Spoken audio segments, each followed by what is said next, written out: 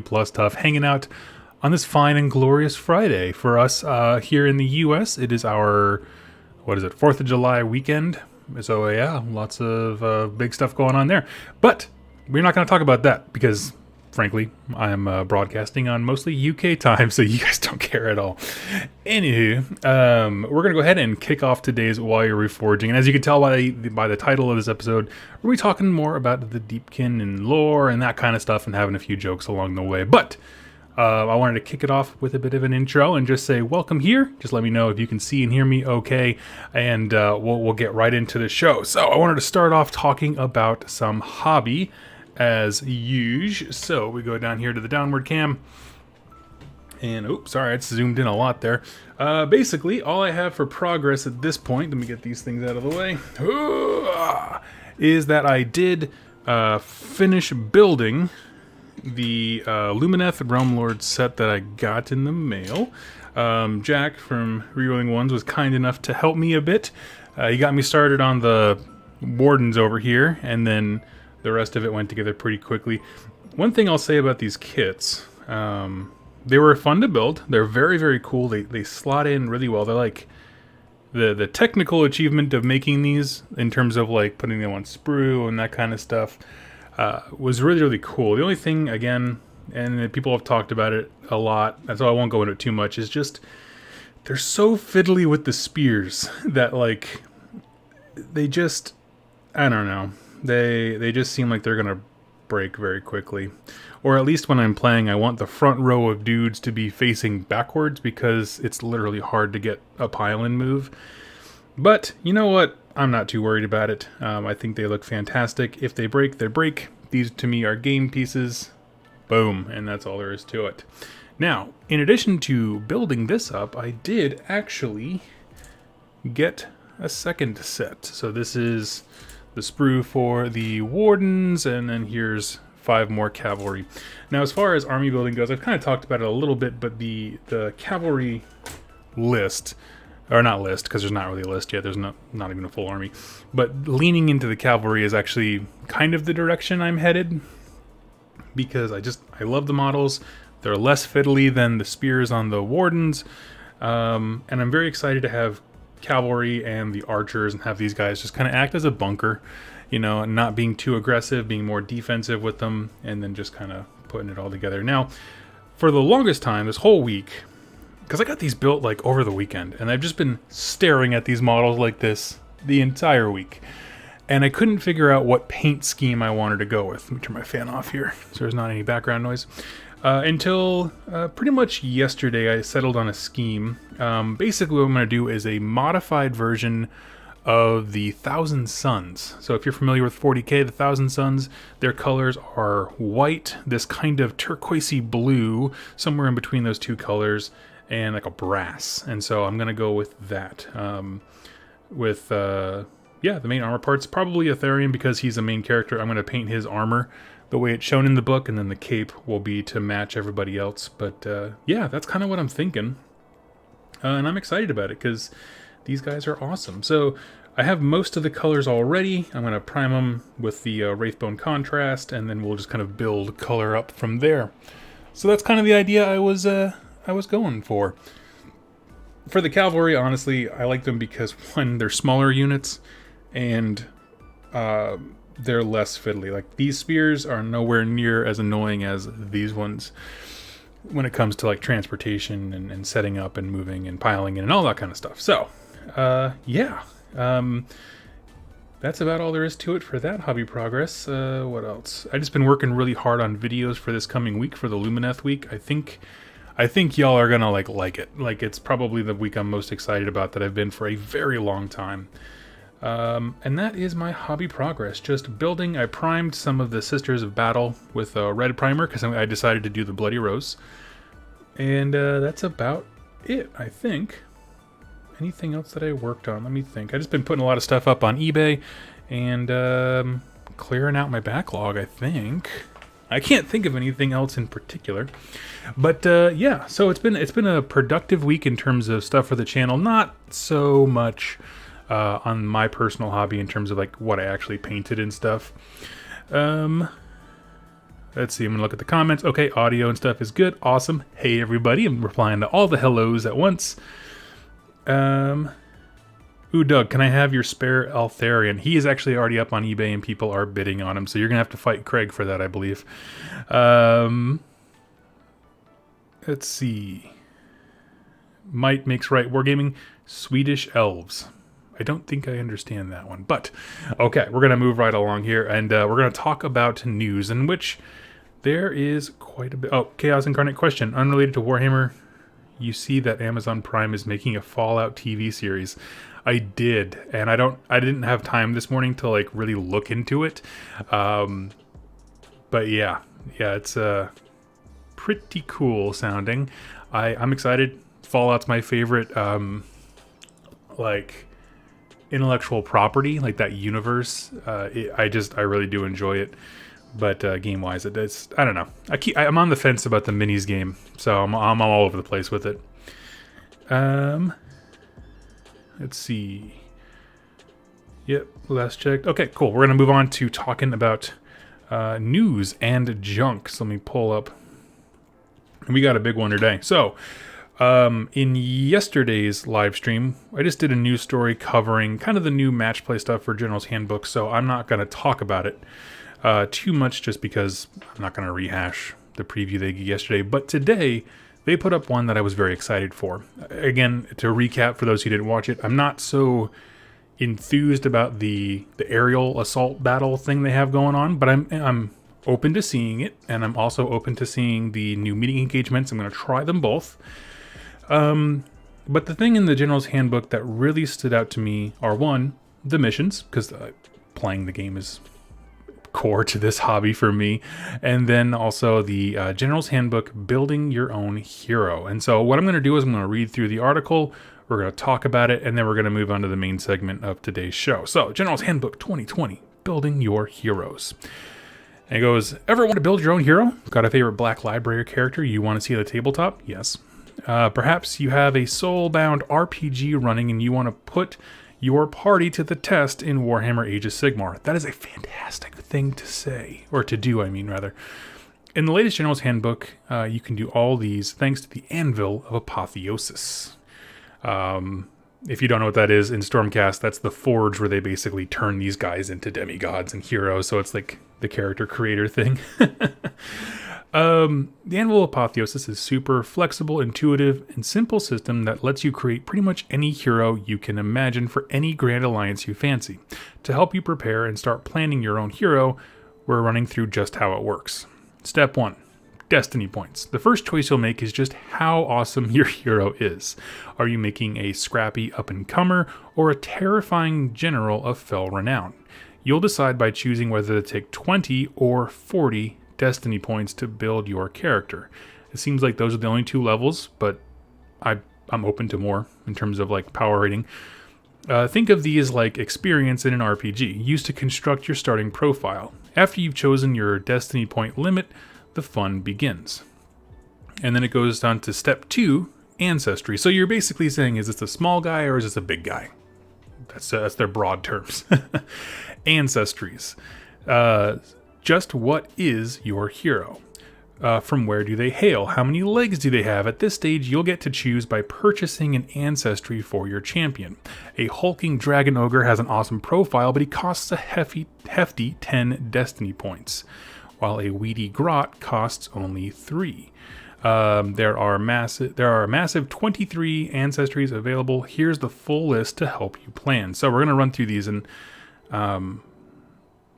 let's see. So ancestries, this is the type of races we got here. We have elf as just a keyword, bone splitter, orc, bulgor, demon, death mage, dragon ogre, duarden, gore, grot, human, iron jaws orc, malignant, mordant, mortal. Mortal's an interesting one because it accounts for so much. Ogre, Ossiarch Bone Reapers, Saurus, Skaven, Skeleton, Skink, Stormcast Eternal, and Sylvaneth. Now, I'm really curious to see the restrictions on, like, if some of these can only work with certain factions, like they have to belong to a certain Grand Alliance, because I would love for people to be able to make, like, Chaos Dwarves, because it's just a Duarden keyword. So there's a little bit of detail we need to kind of flesh out on that one, but I'm very excited at the breadth of character designs, you know. Can someone in the chat, because I cannot remember, what is the difference between Malignant and Mordant? Can someone explain that? Because I remember the Malignant box, isn't that the one, the old, like the ethereal Death Starter box? But then what's Mordant? So if someone could throw that in the chat just to clarify, and we can read that later. But yeah, one thing that I do find interesting is that some of these are entire factions, and some are specific units, right? Like Gore refers to a specific subset within and Dragon Ogre is there's like 2 units that are Dragon Ogres in the entire game, right? But then some are just sweeping and open wide. Oh, Mordant is Flesh Eaters. Thank you. Yes, that's why I couldn't figure it out. I forgot what Mordant was. Gotcha. So yeah, we're looking at Night Haunt and Ghouls. But yeah, some are sweeping entire factions and some are just very, very specific units. So that's interesting to me. And I'm sure they did it in such a way that everybody had access to something, right? Maybe you don't have a faction specific hero, but you have something that you can bring within your Grand Alliance. I'm curious to see, like I said, how much overlap there is.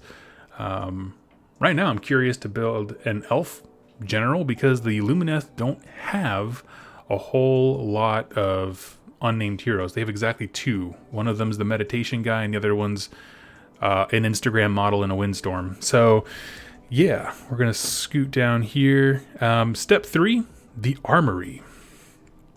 After you decided what ancestry your hero has and picked out an appropriate model to convert, you'll get to choose which weapon suits your hero. A vast array of ranged and melee profiles are designed to give you a great degree of control over just how your hero fights. That's awesome.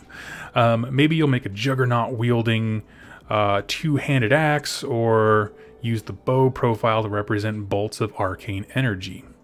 I'm curious as you'll use the bow profile to represent bolts of arcane energy. That's an interesting way to word that, because what I'm thinking is they probably have like a few different loadouts, but they just have generic names, and maybe there's not like a magic specific one, but we'll get to here in a second. Apathy Kitten. Oh, I haven't seen you well. Sorry I've been absent. When I get better, we'll definitely come back when I get better. Oh, dude, go get some rest. Let's see. 4 is archetype.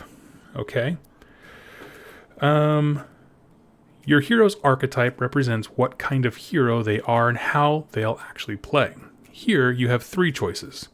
Commander allows you to make a peerless leader, Acolyte, a spiritual guide and inspiring demagogue, and a mage, who's a spell-slinging wizard. Some archetypes are restricted based on your hero's ancestry, so there's no magical corn champions. There's some restrictions here. Nevertheless, you'll find them great for making your heroes individual, and just imagine a fireball-throwing Bulgor or a Doughty Dwarden strategist. And the next one is Bestial Companions. Okay, then this is... honestly, this is deeper than I thought it was going to be in terms of constructing a hero from nothing. Now you can really start to personalize your hero with a bestial companion.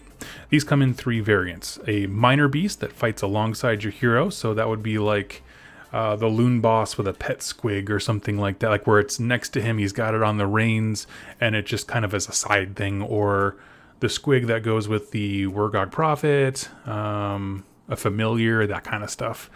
A mounted beast that they can ride upon, which would be like down below here, a picture of a guy riding a boar, or a massive gargantuan beast like a dragon or a manticore. These companions can be further customized with abilities that you can purchase with your destiny points. So there's a lot of tinkering you can do here.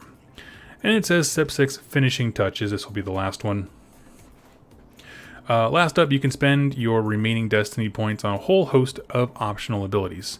You can take as many of these as you can afford, with each allowing you to tailor your hero to your preferred playstyle, from destructive duelists to peerless snipers, and inspiring battle standard bearers. It's all here. So this is awesome.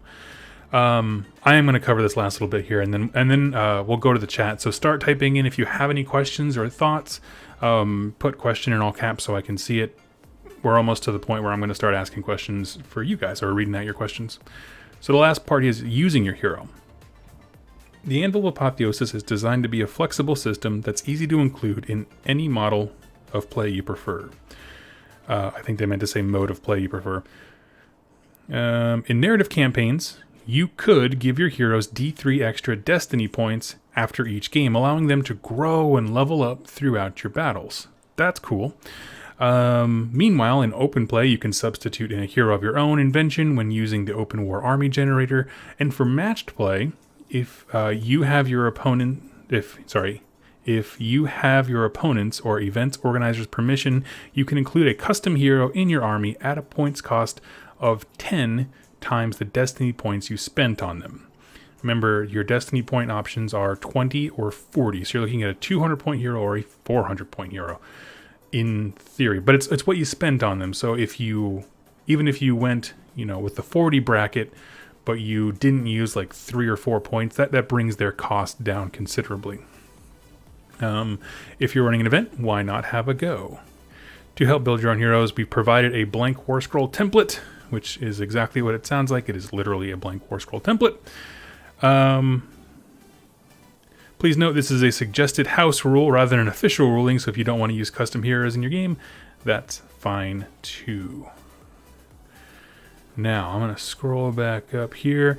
Let's see, I'm going to check out the chat here.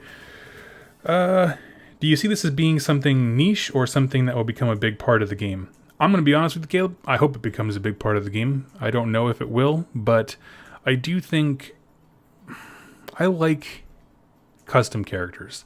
I was not a fan back in Fantasy Battles of the level of customization for every single unit. You know what I mean? It just got to be very burdening and very intense and nitpicky. The thing is, though, I do like that for my heroes, because in AOS, how many heroes are you really taking? And so, because whenever there's fewer models, you can really... I'm more okay with going into a lot of rules. That's why I like Necromunda, right? There's only like 6 to 13 dudes, and you can go nuts with all different kinds of rules because it's not cumbersome to the entire game because there's only 6 to 13 dudes.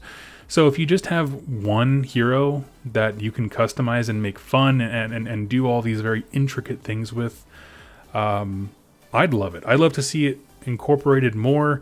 For me personally, I would love an event that basically said you bring a 2,000 point army and you get to make you get a free hero using, and then the TO decides how many destiny points you get to use, right? You get it. And I would probably go with the 20. I would probably go with the smaller one, but just you get a free hero, build them here, and then you can have fun with them. That's what I would do, honestly. Don't worry, even bother trying to... They give you a points calculation. I mean, that's fine. I think most of the games that I play with my friends, the awesome guys over at Rolling Ones, a lot of times we do narrative lists, but we still use match play points. And so, yeah. And I think that's probably a good way to go, where it's like, consider it like a 200 points ish, right? Don't think of it, because the second this comes out, someone's gonna put together like the perfect hero that maximizes everything, but it's like that person's value will be greater than the amount of points that this little easy calculator has. So I don't know. I think the true value is in saying, take a 2,000 point list, everybody gets to bring a free hero. So if you remember, in Fantasy Battles, there was an event format that actually they played locally here, and we had some very competitive players for Fantasy Battles, called Regiments of Renown, where you literally, it's the same thing. You get a free unit with crap profile, and you get them for free on top of your existing army, and then as the game goes on, or the tournament event goes on, they can acquire new abilities and weapons and things like that. And I would play it the exact same way. Probably call it like Heroes of Renown or something. Looking at the chat here, I take 6 heroes. Yeah, but you play Fire Slayers, dude. That's all heroes all the time. I hope you can mix factions for companions. Yeah, I would love... I was looking at that list, right? And I'm trying to think, like, who would I want to bring in into something like my Lumineth or even my Nurgle, that kind of stuff. And I'm just like, okay, a custom demon would be awesome. What would the elves want? They don't really like other stuff, so I could take a different kind of elf. I could do Sylvaneth, because maybe like Alariel, she doesn't want the elven souls from Slanesh, but she's kind of curious as to what's going on, so she sends a diplomat, that kind of thing. I would definitely get into that. So there's a lot of ways that it can go, and I'm happy to explore all of them. So let's see here. Jacob says, sorry Doug, missed the start. Does this mean you can DIY, say, a ranged archer type character for a Lumineth army? My understanding is yes. You asked if it has to be based on an existing type of character. What is on the screen right now are all of the base profiles. So if there's something here that you can use, in which case you said Lumineth, Elf is right at the top. Absolutely. Jack says, I like that they have a system where you can spend a resource to get an ability. Leads to less my character powers. Is that I have a lot of powers, aka Bullrog syndrome. Oh yeah, just stacking things like that. Yeah. This is awesome, for real. I'm so excited. F the power gamers on this. I don't think it'll be widely adopted by them because it's too crazy, probably. But I'm excited for it. I definitely want to try a few rounds of this, and if nothing else, just create a cool hero. You know, maybe the next, not the next one, but maybe in a couple months. Not the next one, but the following lore competition. We should do show me your heroes kind of thing. Like what triumphant tales have they had? How do they fit into your army? That kind of stuff would be kind of fun. I don't think question. Thomas, hey Doug, first time catching you live. Are you likely to review this again when the book is released? Oh, absolutely. Yeah, I'm definitely going to do a walkthrough. I don't think I'm getting an early copy. From what I understand, Games Workshop isn't back up and running in complete like totality when it comes to like sending pre-order stuff or advanced copies to content creators. I know that some people got the Indominus box, but I don't know how long they've had that is the thing. So it's a very interesting time right now. But I'm very cool. Let's see. And oh snap, just realized this means I can do something with those wanderers. Yeah, that's a great way to do it. One thing I just want to point out before we move on is that this, to me, whatever Warhammer community intern, staff member, writer made this article, just nailed it. Like this is peak Warhammer community here, where it's a cool thing, it gets you excited, it is very informative. Like they said, here's the full list of ancestries, not a snippet. There's still a lot to be learned. Like I'm very curious about the abilities and the armory and that kind of stuff. And then they flooded it, and I'm gonna pull these all into different tabs here, and I want you to see. We'll go one by one here. Like, this is incredible. Like, this is a cool little Skaven guy. He can use these rats, which I'm pretty sure are from the Pestilence kit, as his little side, creatures that are with him. He's obviously a warrior. He's got a power claw looking thing, and I don't know. I think he looks absolutely rad. I'm curious how keywords are going to work, because looking at this guy, I'm like, oh, that's definitely a Clan Scryer type thing. But I don't know how in-depth the keywords will get based on your ancestry. So, but like, this guy looks stunning. And then there's this dude, which, he's a model because they gave away for free in a White Dwarf a while back. We just see a lot of this guy, but I do like him. He's very cool. Rocking 2 axes. I believe this is Phil Kelly's. Is it a Gorgrunta? No, it's not a Gorgrunta. It's a normal dude, because Gorgruntas don't have their arms up in the air like that. But yeah, look at that. He put the drum, I believe that is, from the Ardboys kit as its jaw. I was like, oh, that's so rad. Are you kidding me? Here we have Juggernaut. Got some cool basing there. And this one's a little bit more tame in terms of conversions, but it's a cool hero. And lastly, what is obviously creme de la creme is some guy went and turned Archaon into, what is this, like a Blood Knight on a dragon or something like that? Absolutely incredible. Absolutely love it. One thing that's interesting, though, based on this, looking at this, is something you might want to consider when you are designing your own hero is the base size. Because if this guy, his archetype is like, a vampire lord on a zombie dragon or something like that, right? That's kind of the theme he's going for based on what we're looking at. That base is way bigger than a vampire lord on a zombie dragon. So just kind of be thoughtful of that. I don't know if they'll address base sizes in this thing because it is a narrative format. But yeah, so it's kind of an interesting thing to think about. The bigger you make his base, the harder he's going to be to move and more people can pile into him. But just kind of think about that. I don't know. I'm big into obviously creating narrative stuff that's super fun. At the same time, like, that base is a pie plate. When I went to Nova and played with Jack and he let me use his Archaon and I did the corn stuff, like, moving him was huge. It was such a pain. So just kind of think about that when you're choosing your model to convert.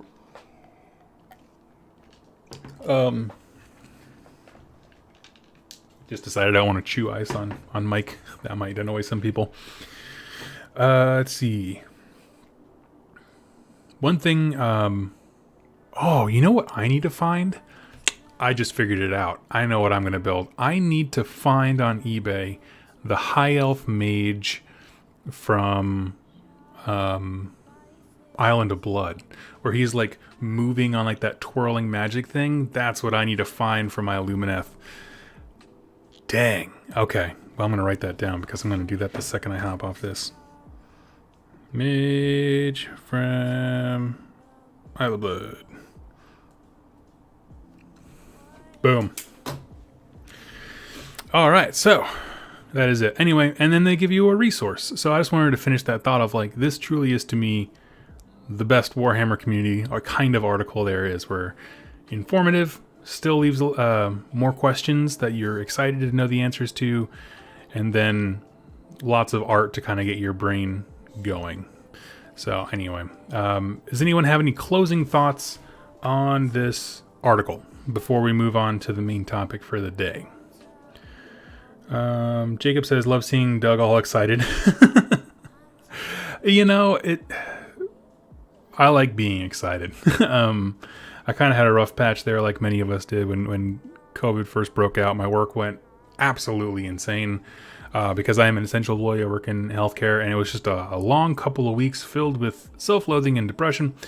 And now I'm out of it. Now I'm energized and I'm excited again. The Realm Lords Battle Tome, like, this book has gotten me so reinvigorated for the hobby again. If you guys remember, this is just me ranting about myself for a little bit. If you guys remember, I did buy a bunch of Seraphon because I was going to start a Seraphon army, and the second that I put the first bit of paint on someone, I was like, my heart's not in this. Like, you know what I mean? I just don't have the mental strength to, and like the excitement, the enthusiasm needed to paint an entire army. And now I'm like anxious because I can't pick a color scheme because they all sound so cool, and I'm excited. So yeah, that's very cool. Question by Apocalyptic Moth: would I be able to make a custom Achillean king with this? Yes, my understanding is yes. You would choose the elf ancestry, and then you would probably spend a few of your points on the bestial companion, which is their mount. So you would need to get the elf lord picked, and then the mount would obviously be the seahorse he rides, and then whatever points you have left over, you can do whatever you want with that. And that's a great idea. Achillean king sounds awesome. Let's see. They explicitly pointed out, yeah, you cannot make a corn mage. There are going to be restrictions. So they didn't give us, like I said, the full details. I'm sure that some of these are going to be like, cannot work in a chaos army, right? A stormcast. No matter how custom you make your stormcast, he's not going to be a chaos guy, that kind of thing. also, all of your spells will fail narratively. Exactly. Yep. Exactly. So there's a lot of stuff going on here. I'm very excited about this. This is the kind of narrative direction that I love. They mentioned the open play generator. If you don't know what that is, basically you can create asymmetrical games with your opponent and I think it exists now, if I'm not mistaken, where it just kind of tells you like, hero, 2 battle line, 1 other. And it's like, that's your army. Build something out of that. And I think that's kind of cool. Cursos, so I can make a Lumineth hero on horse to ride together with my Dawn Riders. Yes, you can. And in fact, that's a good idea, actually. If I'm digging the cavalry side of things, that's actually a good idea. I hadn't thought about that.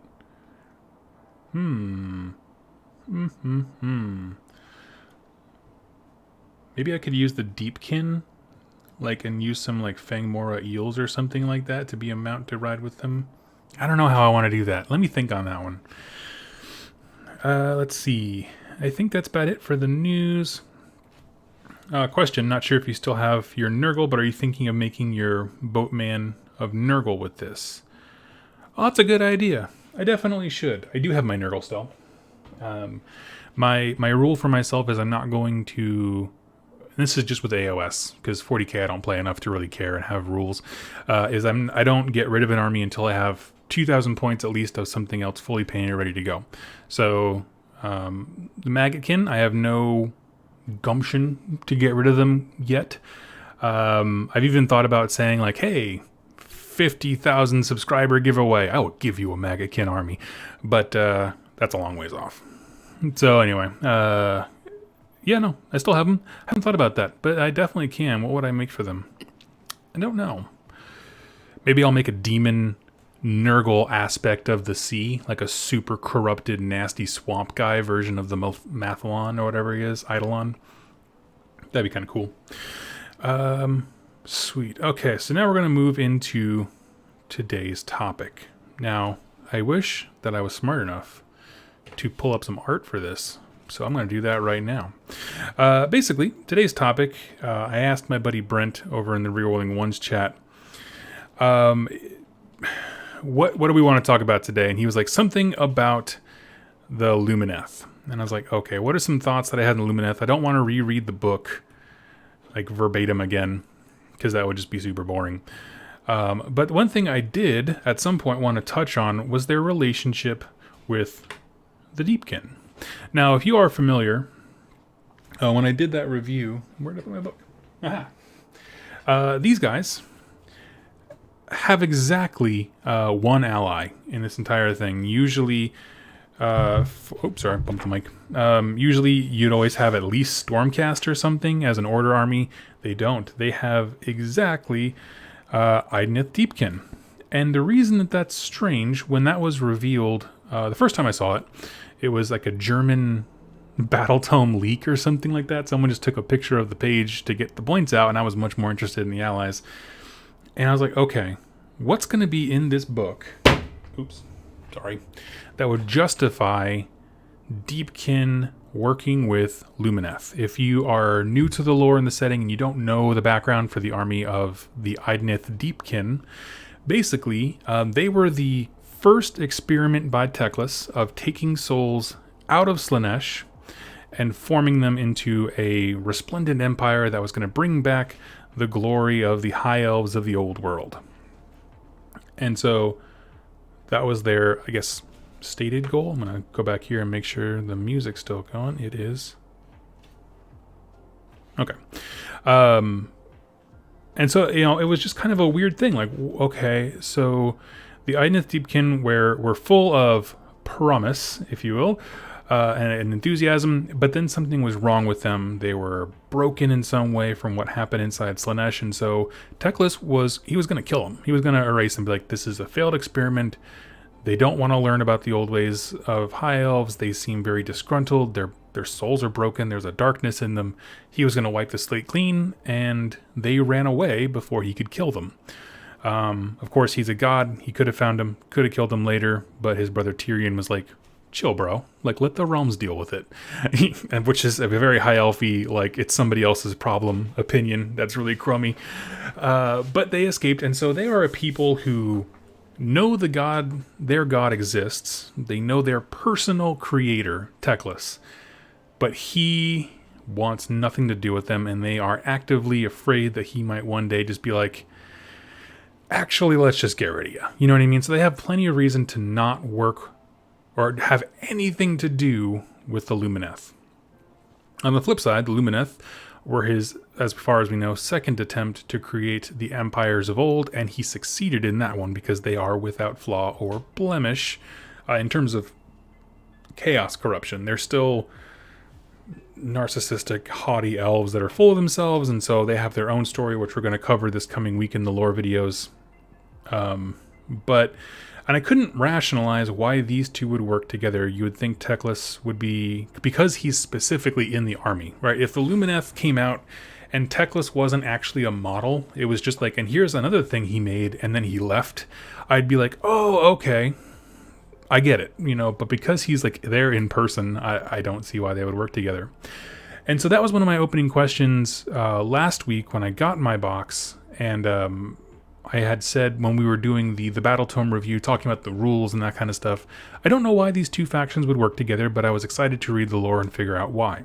And then I read the book cover to cover, did a lore week video, I wrote out all my notes for all the shows, and it is never touched on, like not once. and I don't get it.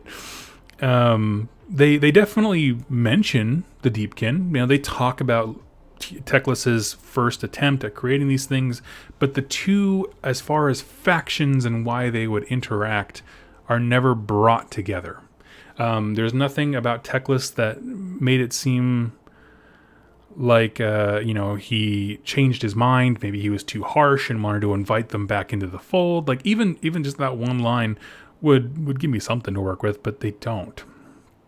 And so, what we have here is a full Jerry Springer level situation where you have two half-brothers, same father, different mother, and playing some heavy favorites with the Lumineth, Teclis is, for sure.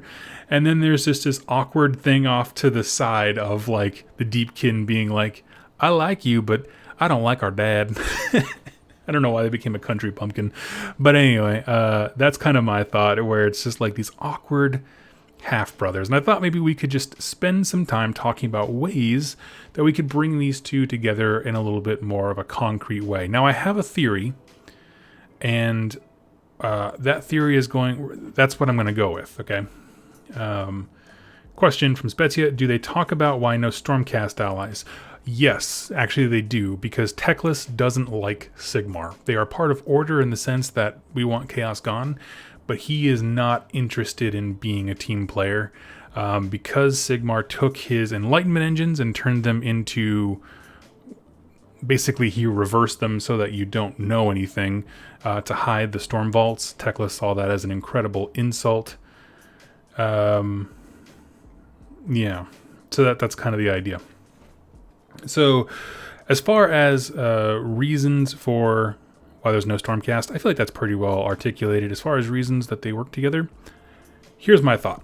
Right now, in the Lumineth Realmlord book, we are given a faction that is kind of strange in the sense that you have the core of the army, which is your Venari units. That is the spearmen, the horses, the archers, Instagram model getting blown in the wind, Teclis, all those dudes. Okay, that's the core of the army. And then you have disciplines, right? So if you're thinking like 40k Eldar, they have what's called aspect warriors, which is just you pick one thing and you study it until you're the absolute master of it.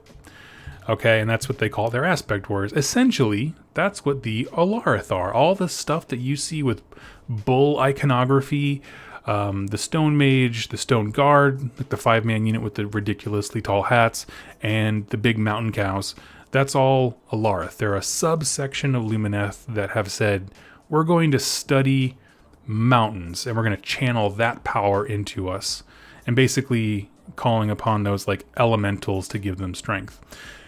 Why am I talking about all this? Well, because you can still have that core of the army, the Venari, and have all different kinds of elemental themed things around them that are lore friendly.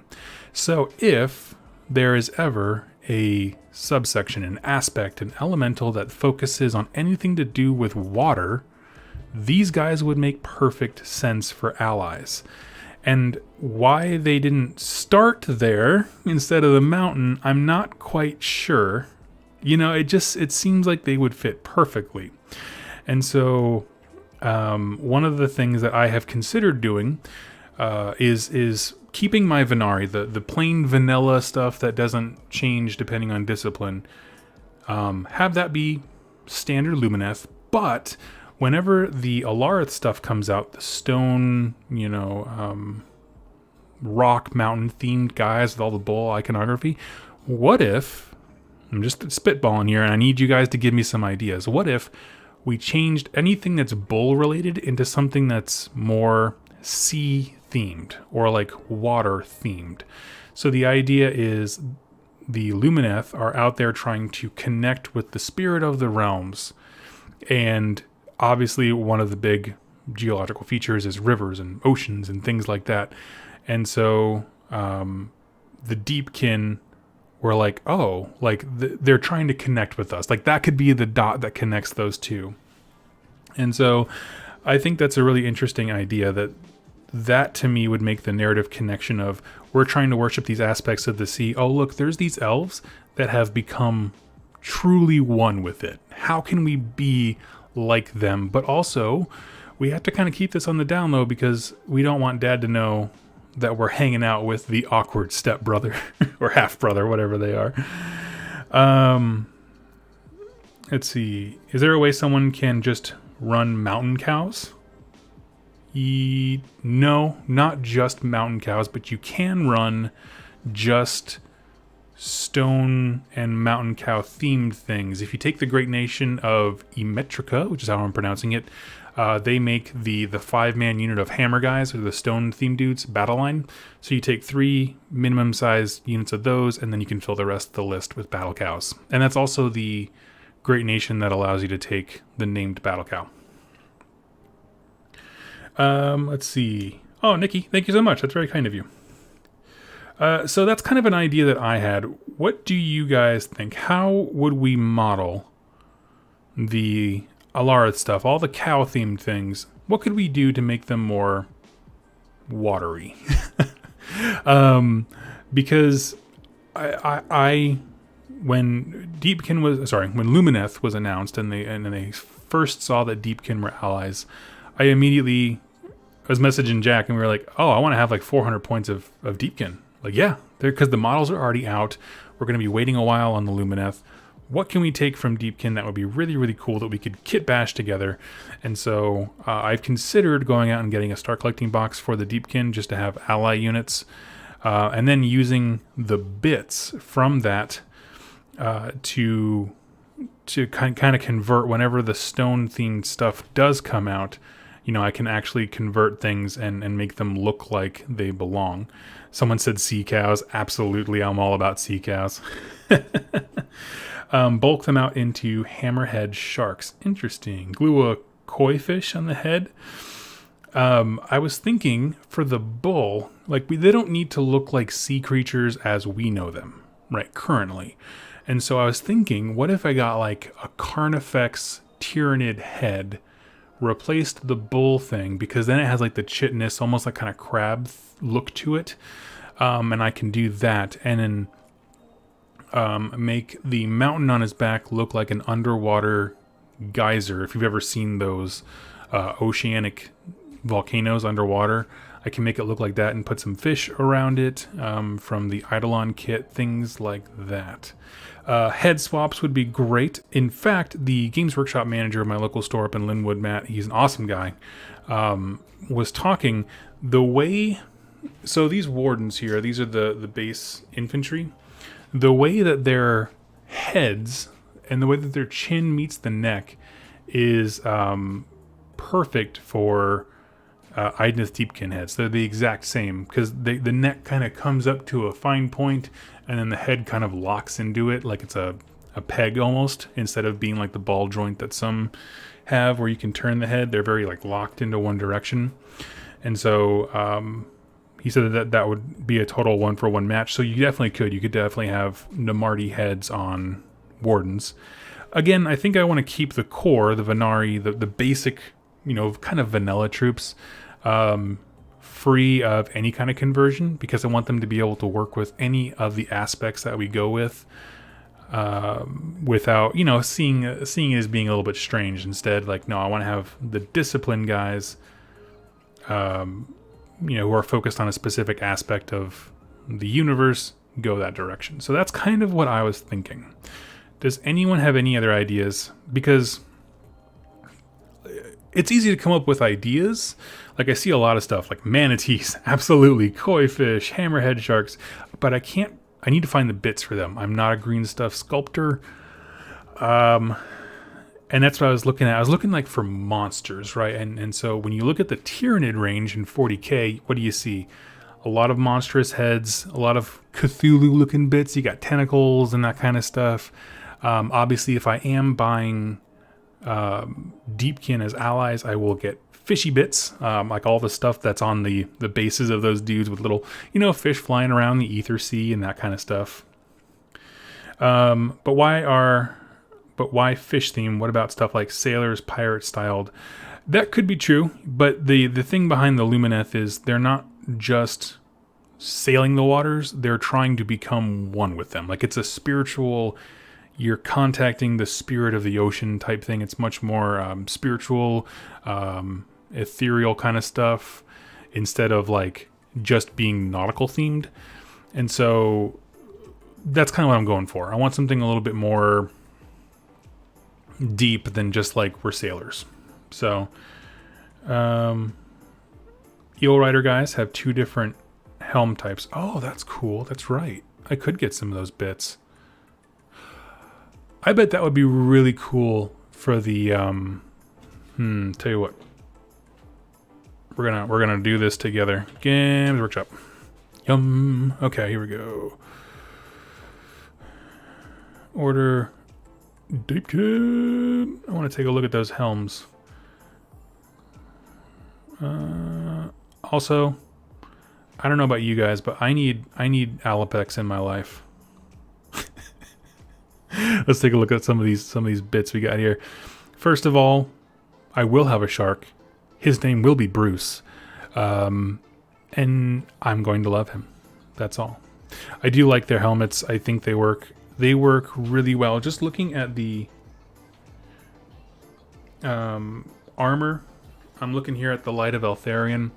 They have very similar armor in terms of like the general shape. Like, I'm looking at like the knee pad on the rider here on the back, and the helm. They both kind of come forward. Like, they stylistically look very similar. The only thing really different is whatever is on the head. Obviously, for Lumineth, they have like feathers and that kind of stuff. These guys, they have like gills or fins, and that's pretty easy to either clip off or just straight replace. So that's cool. The helmets and the armor style correlate really, really well.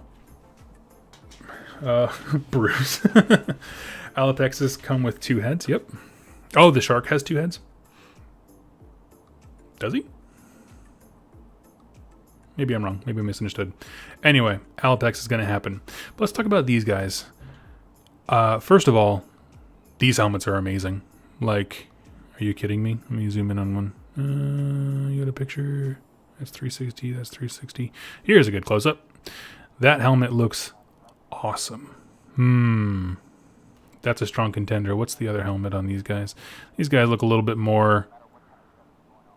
I will say that these ones probably fit a little better aesthetically in the way that they match the way the Warden helmets look. My only concern is if you look at the image of the Stone Guard, right? That's the 5-man infantry, dudes who I'm really looking to get rid of the bull aesthetic. So we're basically just replacing the helmet, if I'm honest with you.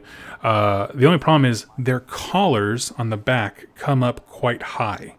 And so the only problem with this style of helmet is you see this back fin, how far back it protrudes.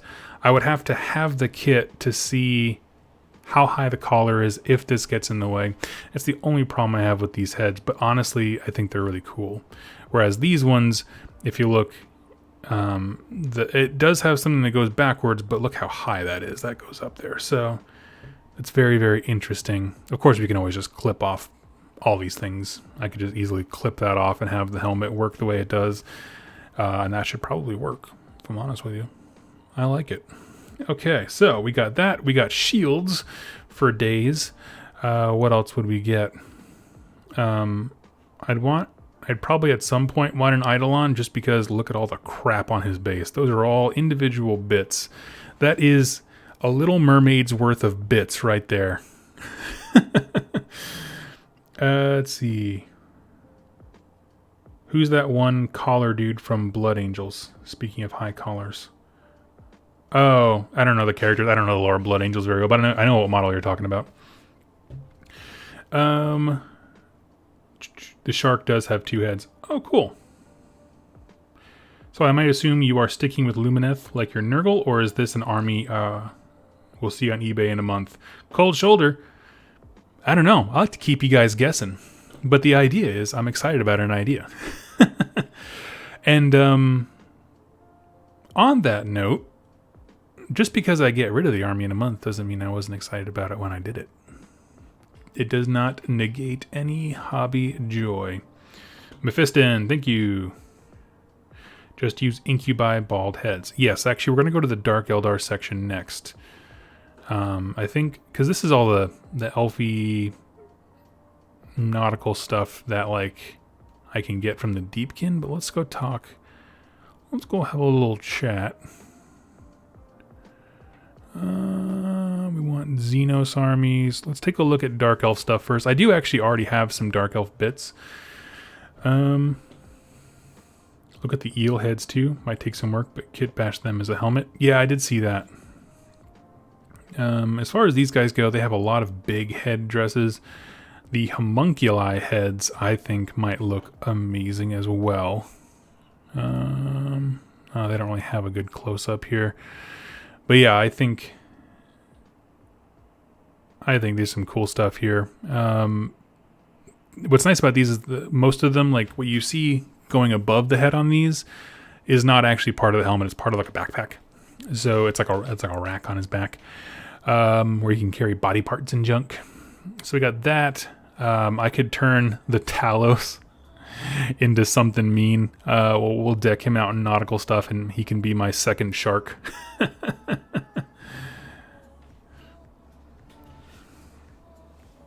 Let's see. Live Doug 2 days in a row. What a treat. Oh, yeah. Question. There's a thing in mythology called the devil whale of the mountain. Conversion idea? I've never heard of the devil whale of the mountain. What? That sounds amazing. So we got those two. I think I'm interested in those. I do have... There was one other one. You got a whole bunch of stuff here. You got Cabalites with their little helmet. I have a bunch of witch heads right now. Of course, they're mostly female. There are some male sculpts in here. We'll see how I feel about them when I put them on the body.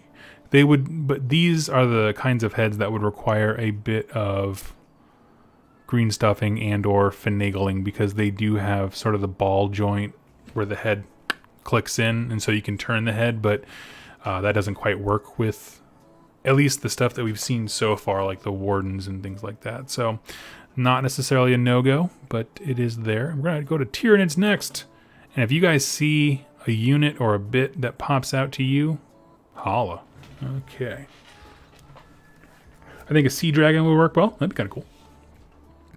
So yeah, I was thinking for the bull heads, you have something like the Swarm Lord kit, where that, look at that beefy looking head, nice chitin on the front. He's got a big old horn in the front. I mean, it would give it something visual. That horn that goes upward would give it something visual to replace the long horns that go sideways. Dark Elf Corsairs, that's what Brent from Erling 1 said. I don't know what a Corsair is. I don't know what that is.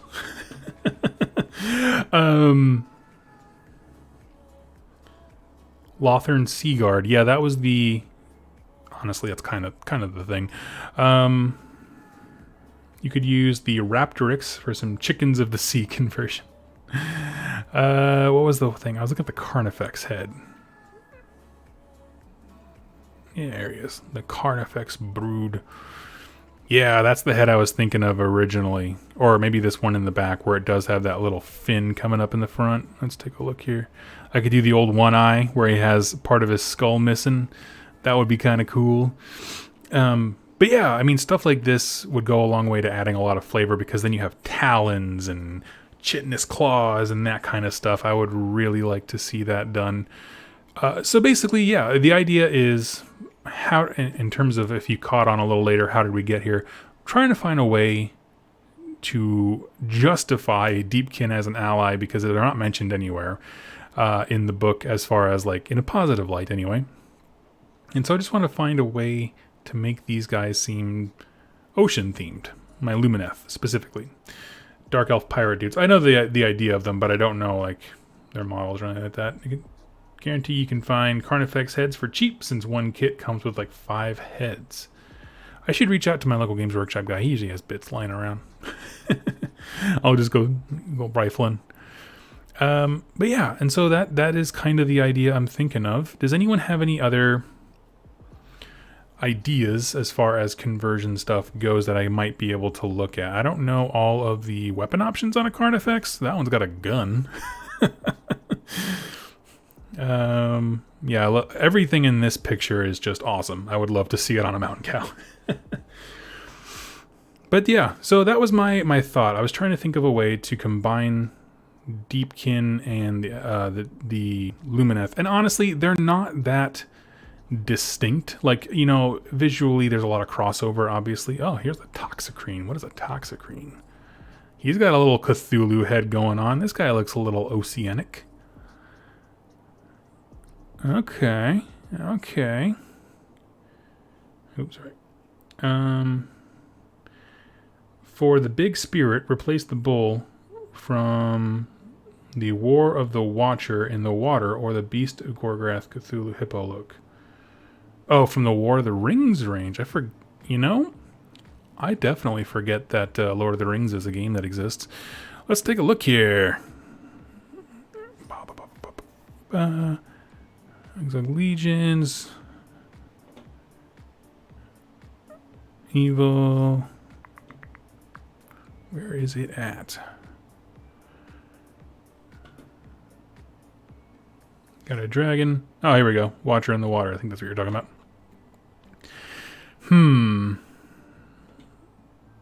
I like the tentacles coming off of him. The face might be hard to take off to put it on something else. That's an interesting model. Do they not have sprue pictures for any of these? Nope, they don't. Okay. Weird. Techless is Coastal Guard. Exactly.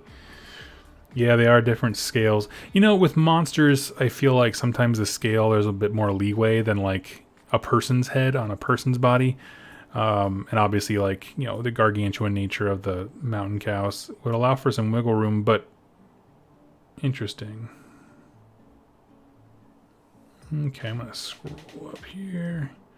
That cave drake, he's cool. One of my local stores has the Smaug for $500, and I just laugh at it. I'm like, I'm not spending $500 on a model. Looks like GW removed most of the sprue pictures in recent time. That's so strange, because the newer kits all have sprue pics. Ooh, Bastillodon. Let's check that out. I forgot Seraphon exists. Alright, let's go here. View all. Okay, yeah, so we got the Stegodon. We got... Where's the other variant of that?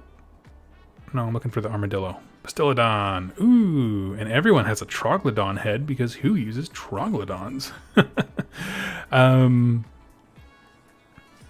Okay, that one's all right. I could see it. It's all right. It's not my fave, I'll be honest, in terms of head options, but it is cool. Let's go on to the next one here. I think we're banging on more cylinders here. I'd have to find a way to cut off the little headdress he's got on front, or just cover it up with something more elfy. Again, this is all before we really understand the size and scale of the mountain cows. We don't really have... The trog head is huge. Okay. Austin Kern. Yeah, dude. Go to Forge World and look up how much that Smaug model cost. Smaug. And then this guy. Lickitung in Age of Sigmar. Let's see. Here we go. Yeah, so he has two heads. One where he's kind of open and one where he's like shooting spittle. I don't think I would want to have the spit coming out of the front of him, but this head does look great. In terms of having a monster from the depths, maybe he is blind. Like he doesn't see through conventional means. How about a Baywatch-based Lumineth warband? I'm not even going to touch that with a 10-foot pole. Because you can't... Daughters of Cain... yeah, how would I fit the Daughters of Cain in? I don't think so. Let's see. How is this? I'm just looking at the head bit. Yeah, I mean, that's a good solid neck portion right there. The head option is tongue or toxic spit. Toxic spit, where's the open head? Let's look at that one. Oh, I see what you're saying. So it's this, yeah. It's the same head, it just has a different, with the tongue of the spit coming out. I don't think I do either, but I think it's a cool idea. Hydra/Charybdis. Friends from Rerolling Ones, if you are in the chat, I think one of y'all has a Hydra/Charybdis kit. Let me know.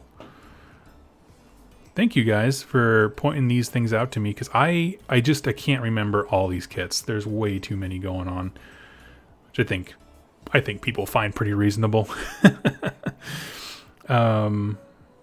Let's see. I know it's in the Start Collecting box at the top, but I want to see if I can find it on its own, because they tend to have more pictures when it's by itself. Okay. That's a cool kit. Holy smoke. I think you got some cool elf bits with it too. That is not a bad idea. War Hydra or Charybdis. Straight head swap, Daughters of Cain, Lumineth would be easy. It'd be easy, but I don't want to do a Baywatch themed army.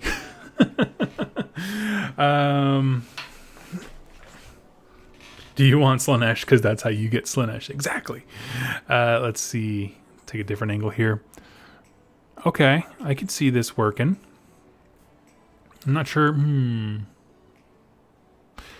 It would require a little bit of work to mount the different heads to the body in a good way, and then some green stuff to sort it out. But that kind of stuff is not beyond my level here. Let's take a look at the Hydra heads. Much of the same. Okay. The Star Collecting box comes with Corsairs as well. What else is in that box? What do we got? Okay, we got Corsairs. Love the helmets on them. Oh yeah, I forgot. This is like a killer value Star Collecting box. Because you got the hero, you got Corsairs, the Hydra, and then the Chariot in the back. Yes. I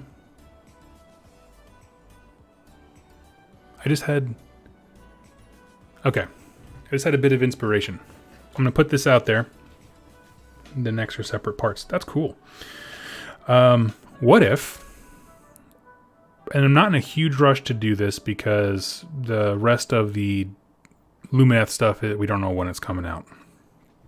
But what if I bought this box, okay?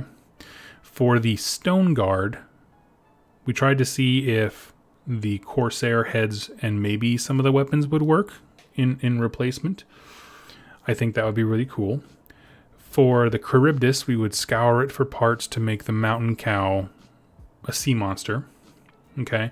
And then using the GHB 2020 custom hero rules, I stick that Fleet Master in the bottom left on the Chariot, make it his custom ride, and then we can use rules, to basically like sub in a mount, but thematically he is riding the Chariot.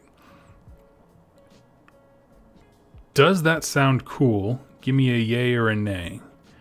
Because that actually seems like a very accessible way to get some of the bits needed to do this. And I can still ally in the Deepkin. So what do we think, friends? I'm gonna go to the Corsair kit entry because I want to take a better look at those helmets. Let's duplicate. We'll go backward. Do you know what mounts each ancestry get? No, we don't know the details like that, but that's a good question. That's something to think about for sure. Okay, here's a close-up of some of the helms. Yeah, there's some that are more vertical. They also have high collars, so that makes me feel better about the idea of, you know, these helmets actually having a reasonable chance of working on the stone guard guys. Oh, wait, I didn't mean to do that. I meant to back out here. We got some bald heads. We got some heads with hair. Yeah, there's a whole bunch of stuff in here. Oh, look at that banner. I never saw that banner before. Oh, like the Lokir Felheart thing. Oh, that's rad. Oh. Because that little banner, I don't know how well you guys can see it. Let me pull up my camera here. The front of the horsemen. I know I said I wanted to keep these guys largely generic so that they wouldn't fit into the thing. But if you look at the top of that banner, it's like a little front plate that goes in front of the flag. And it looks really similar. Let me pull that right back up to this guy here. I like that. I got a whole bunch of do-its. Do it.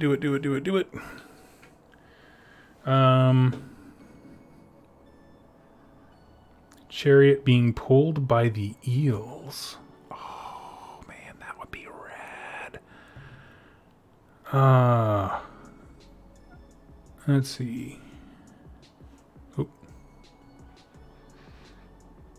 I like the idea, but I wouldn't pull the trigger until you have the GHB in your hand. That's fair. I mean, I'm not in a huge rush to do this because, like I said, the Stone Guard stuff, I need to get it in my hands before I can really start making purchases, but this gives me a direction. You know what I mean? Now I can start crafting a backstory. Yeah, Eli, I know Lokir. Yeah. I just didn't put the connection of his helmet and that banner thing together. Spezia, thank you so much for the donation. That's so kind of you. Make it happen. Kit bash and stream all of it. I will definitely do that. So yeah, I'm not going to be in a huge rush. I want to see the GHB and know how I can do the mount. You know, like what I'm going to use as the chariot. It's probably just going to take the place of like a generic animal, whatever like that. That's fine. I don't care. But yeah, Cold Shoulder nailed it with the eels, because I don't actually like the Deepkin eel riders like as a unit. Don't particularly care for them. I probably looked at way too many things to remember what I was looking at before. Aha, here they are. Yeah, so get rid of the riders, just don't put them on, and then the only question it would come down to is there enough of a gap between... Where's that chariot? Basically, I'm asking, is there enough room for the eel to fit in this spot? But I think if we got rid of the horses... I haven't actually seen this model in person, but even if I had to just put like a crossbar, like a T on that middle... like the stem that goes from the chariot up to the horses, if I put like a big crossbar that went horizontally, I could at least put, you know, an eel on each side or something like that. I could make that work. I don't care for the riders themselves either. Yeah, those riders, I can use the heads for something. They look pretty cool. I don't like them necessarily on the chariot, but I would like the idea to put like a hero there or something. That'd be kind of cool.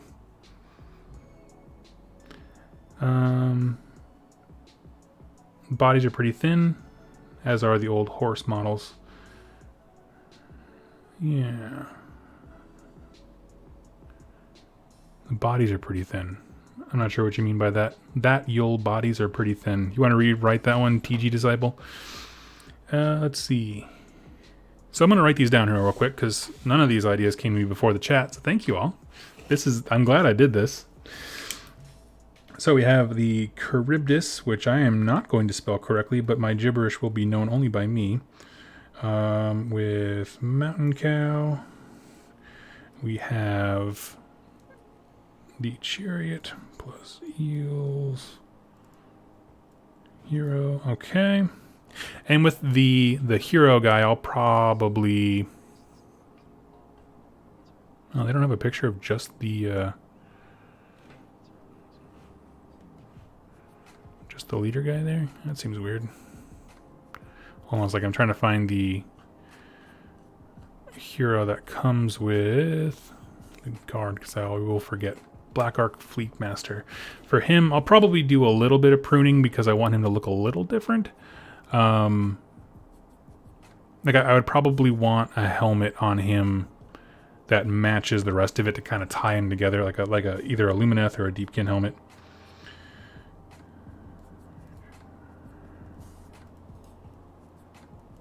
Okay, and then we were going to do the Stone Guard.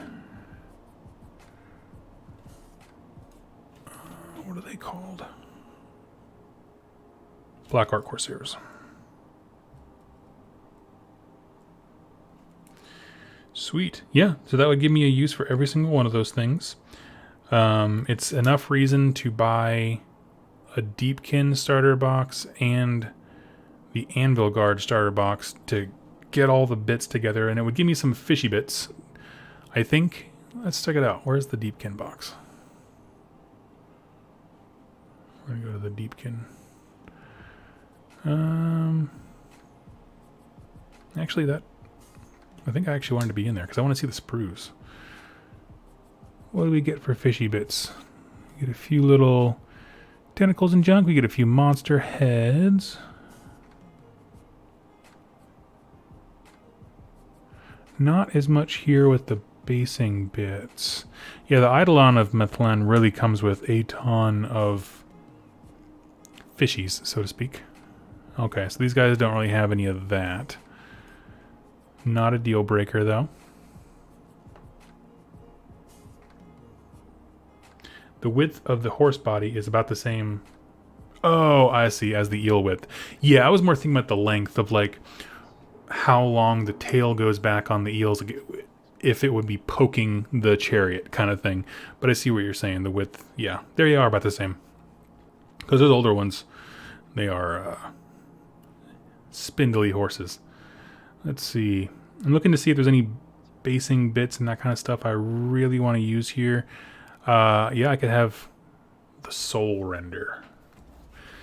Maybe I would take his helmet, like that weird spiky looking helmet, and put it on the Black Arc Fleet Master. Yeah, I don't see... Yeah, none of these kits come with really any basing things, and that's fine. I'll figure that out somewhere else. Like the little fish bits that go on the bottom. But I guess there's a couple. He has a fish next to him. He has a fish. She has a little thing. Okay, there's a few bits in there. We can work with this. Yep, shells. Cool. And I still have shells from when I was doing my Maggotkin, like the deck and that kind of thing. So that could totally work too. Lawthorn Skycutter is a sea-themed flying chariot, comes with sea bits, and even a guy with a trident. Can you still find that? Here, hold on 1 second. Let's see. We could probably find it somewhere online. eBay. What is it called? Lawthorn Skycutter. Oh, cool. It's only 178 bucks. I'ma say, awesome possum. Okay, let's do, Isle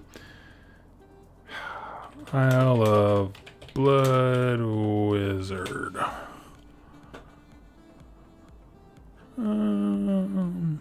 Warhammer?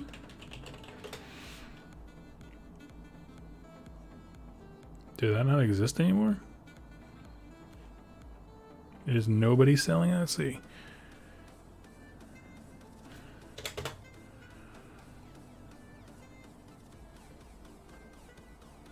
Huh. Am I messing up? It's called Isle of Blood, right? So can we talk about how Doug is planning around $500 kit-bashed army? No, it won't be that much. Because it's 2 star collecting boxes. And then from those, I will get several units. Question, I'm almost positive I have the Archmage from Island of Blood. Do you want it for free? I'd love it. I want to pay you something for it. I don't take things for free. But, yeah. Oh, Island. Okay, so it's not Isle. It's Island, everybody. Oh, yeah, 12 bucks. Oh, yeah, we could do that. Clip off the head. I'm just thinking to myself out loud. Pulling an Ed Sheeran, thinking out loud. Those are Lothern Seaguard. I know somebody mentioned it earlier. I wonder how big the size difference is between a Lothern Seaguard and the Wardens. Because if nothing else, having a front rank of the Seaguard would kind of be nice because their spears aren't 12 feet long, pointing directly forward. Is it going to be a full 2,000 points? Well, let's do some quick math here. With what I already own, I'm already about 1,000 points. And if I got the stuff to kit bash, as well as the Deepkin allies that would come in that I wouldn't kit bash, like I would still have Namarti Thralls and a Soul Render and that kind of stuff, I'd be sitting, and then the Stone Guard would be, if I got 2 units of them, that's 200 points, because there's 10 Corsair heads that I can use. And then a custom hero. Yes, that would be a 2,000 point army with what I'm looking at the barrel of now. Let me grab... That's a really good point. Read the chat, Doug. I was reading it. I saw it. Yes, I would love it for free. But I'm going to pay you for it. Let's see. I'm going to go to the points here. We're going to do some quick maths.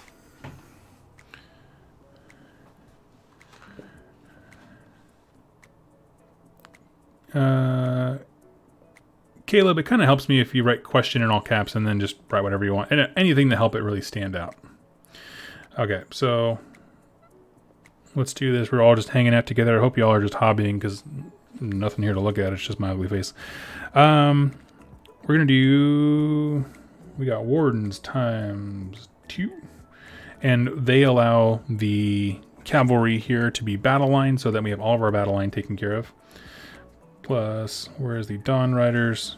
130 for 5. So we got 2 of those. Plus Altharian, who is 220. And, wait, really? Plus 130. Okay. And then the things that we're talking about, we would have 2 units of 5 of the Stone Guard.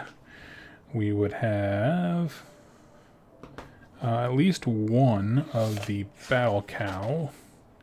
It's the Spirit of the Mountain for 340. I'd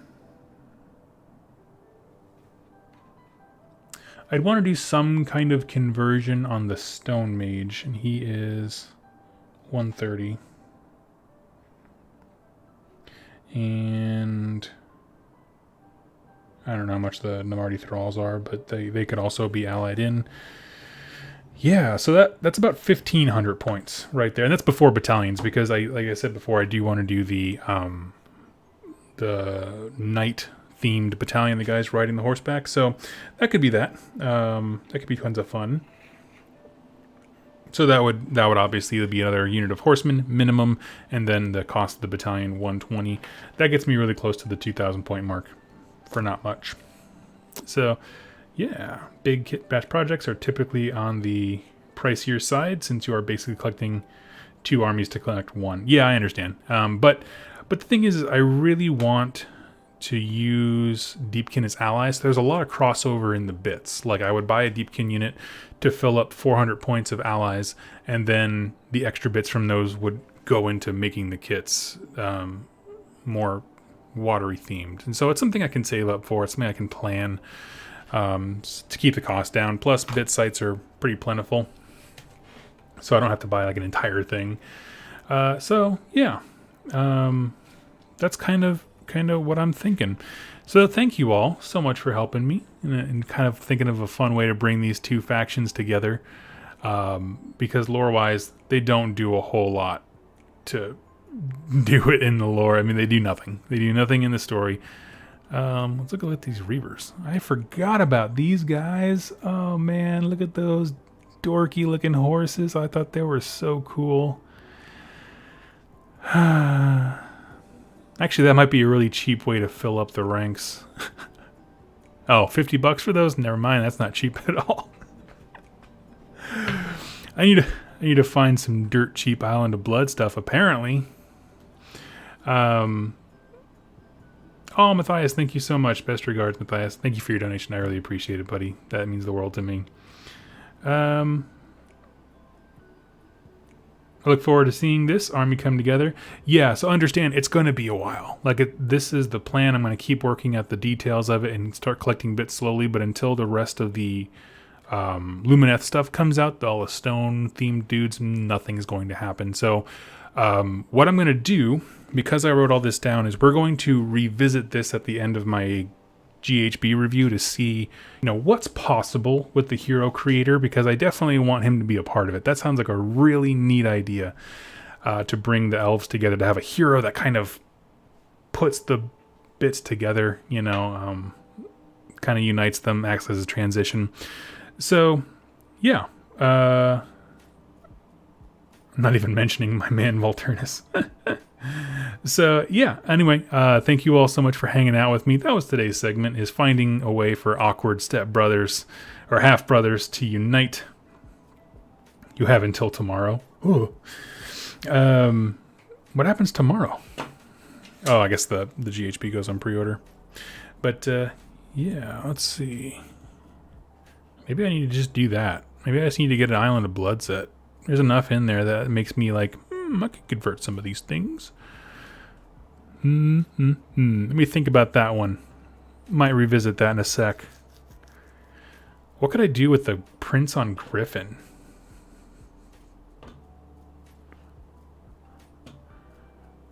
Not much. He's very Prince on Griffin-y.